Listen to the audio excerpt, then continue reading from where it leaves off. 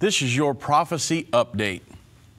Of course, many of you will remember that Bernie Sanders attacked a Trump nominee for following the teachings of Christ, and I couldn't let this pass without mentioning something about it on our prophecy update. It comes from Fox News. First, they come for the wedding planners, and then the bakers. Then they came for the Catholic farmers and the Baptist high school valedictorians. And now the secularists are coming after the evangelical public servants. On June 7th, Russell Vought, President Trump's nominee to be Deputy Director of the White House Office of Management and Budget, was viciously attacked, many of you heard the interview, by Senator Bernie Sanders over his Christian faith. Of course, Senator Sanders deemed that Vought was unsuitable for office because he believes that salvation is found alone through Jesus Christ. He said someone with that kind of a religious belief system is really not someone who this country is supposed to be about. My question to you is this statement true? Is Mr. Vaught's belief that Jesus is the only way what this country is all about? Well, John Adams thought so. John Adams was a signer of the Declaration of Independence. He was also a judge, a diplomat, one of the two signers of the Bill of Rights, and he was the second president of the United States. And he stated this: the general principles on which the forefathers achieved independence were the general principles of Christianity.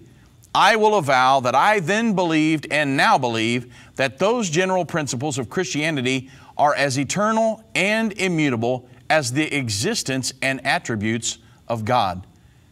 He also stated the Christian religion is above all the religions that ever prevailed or existed in ancient or modern times, the religion of wisdom, virtue, equity, and humanity. And then he also stated, I have examined all religions, and the result is that the Bible is the best book in the world. So he, along with many of the other forefathers and those early on in our American history, they all believed, as we do today, that America is a Christian nation. Mr. Sanders' comment was an ugly moment in American politics, but it was also an instructional moment for American Christians. There is a brutal assault on the people of faith in America today. Matthew chapter 24, verse 3 is the Olivet Discourse. It's the beginning of that, and it states, and as he sat upon the Mount of Olives, the disciples came unto him privately, saying, tell us, when will these things be, and what will be the sign of thy coming and of the end of the world, or this age that we're living in? So it was, in the rest of the chapter, he answers these questions. It's about the time just prior to his second coming. Well, in Matthew chapter 24, verse 9, Jesus prophesied and he stated, then shall, just prior to my second coming, then shall they deliver you up to be afflicted, and they shall kill you, and ye shall be hated of all nations for my name's sake. Well, afflicted means to be pressured or oppressed. So he was saying, just prior to my second coming, you're going to be pressured. There's going to be an oppression that comes on from people on the church. And then he also said that Jesus prophesied of a time when the very name of Jesus would cause a Christian to be isolated from society.